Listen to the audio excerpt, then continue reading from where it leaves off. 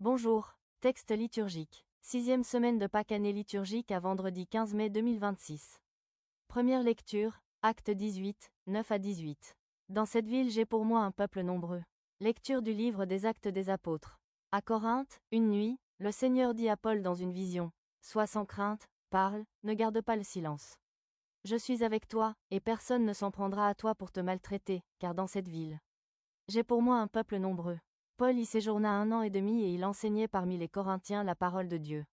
Sous le proconsulat de Gallion en Grèce, les Juifs, unanimes, se dressèrent contre Paul et l'amenèrent devant le tribunal, en disant, « La manière dont cet individu incite les gens à adorer le Dieu unique est contraire à la loi. » Au moment où Paul allait ouvrir la bouche, Gallion déclara aux Juifs, « S'il s'agissait d'un délit ou d'un méfait grave, je recevrai votre plainte à vous, Juifs, comme il se doit. Mais s'il s'agit de débats sur des mots, sur des noms et sur la loi qui vous est propre, cela vous regarde. Être juge en ces affaires, moi je m'y refuse. » Et il les chassa du tribunal. Tous alors se saisirent de Sosthène, chef de synagogue, et se mirent à le frapper devant le tribunal, tandis que Gallion restait complètement indifférent. Paul demeura encore assez longtemps à Corinthe. Puis il fit ses adieux aux frères et s'embarqua pour la Syrie, accompagné de Priscille et d'Aquila. À Cénchrée, il s'était fait raser la tête, car le vœu qui le liait avait pris fin. Parole du Seigneur. Psaume 46, 47, 2 à 3, 4 à 5, 6 à 7. Dieu est le roi de toute la terre. Alléluia. Verset 46, 8 à. Tous les peuples, battez des mains, acclamez Dieu par vos cris de joie.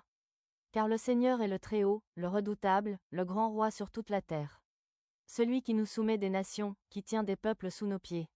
Il choisit pour nous l'héritage, fierté de Jacob, son bien-aimé.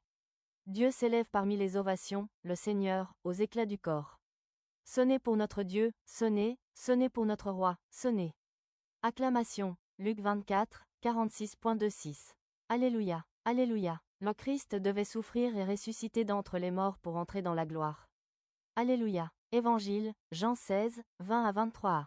Votre joie, personne ne vous l'enlèvera. Évangile de Jésus-Christ selon saint Jean. En ce temps-là, Jésus disait à ses disciples, Amen, Amen, je vous le dis. Vous allez pleurer et vous lamenter, tandis que le monde se réjouira. Vous serez dans la peine, mais votre peine se changera en joie. La femme qui enfante est dans la peine, parce que son heure est arrivée. Mais, quand l'enfant est né, elle ne se souvient plus de sa souffrance, toute heureuse qu'un être humain soit venu au monde. Vous aussi, maintenant, vous êtes dans la peine, mais je vous reverrai, et votre cœur se réjouira. Et votre joie, personne ne vous l'enlèvera. En ce jour-là, vous ne me poserez plus de questions. Acclamons la parole de Dieu. Méditation. La première lecture tirée du livre des Actes des Apôtres met en évidence les persécutions et obstacles rencontrés par l'apôtre Paul dans l'annonce de l'Évangile. Celui-ci est traîné devant les tribunaux et est accusé pour subversion et atteinte à la religion traditionnelle. Mais au milieu de toutes ces tribulations, Dieu rassure son serviteur de sa protection et l'encourage à tenir ferme devant cette œuvre de l'évangélisation si bien commencée. Une nuit, dans une vision, le Seigneur dit à Paul, « Sois sans crainte. Continue de parler, ne te tais pas. Car je suis avec toi, et personne ne mettra sur toi la main pour te faire du mal, parce que j'ai à moi un peuple nombreux dans cette ville. » Acte 18, 9 à 10. Dans l'Évangile, le même thème de la persécution est soulevé. Jésus est en train de réveiller la conscience de ses disciples devant les éventuelles souffrances qui les attendent dans l'exercice du ministère qu'il leur confie. Cependant il les rassure que toutes ces tribulations ne pourront pas leur ôter la joie parfaite que Dieu procure à tous ceux qui lui restent fidèles, c'est-à-dire ceux qui demeurent fermes dans leur foi. Les exhortations faites respectivement à Paul et aux disciples nous sont également adressées aujourd'hui. Annoncer la parole de Dieu n'est pas un ministère facile, surtout au milieu de ce monde fait de contradictions et de déviances, de la misère et des injustices. Mais, si parfois nous ne parvenons pas à tenir ferme face aux multiples agressions que rencontre la parole de Dieu dans nos vies, c'est sûrement à cause de la peur, de la honte ou des complexes. Par ailleurs, l'ignorance de la parole de Dieu et l'absence d'une parfaite et sincère relation avec le Christ peuvent de prime abord nous placer dans une position défaitiste. Quel sentiment éprouves-tu lorsque voulant rester fidèle à la parole, tu es contrarié ou regardé différemment?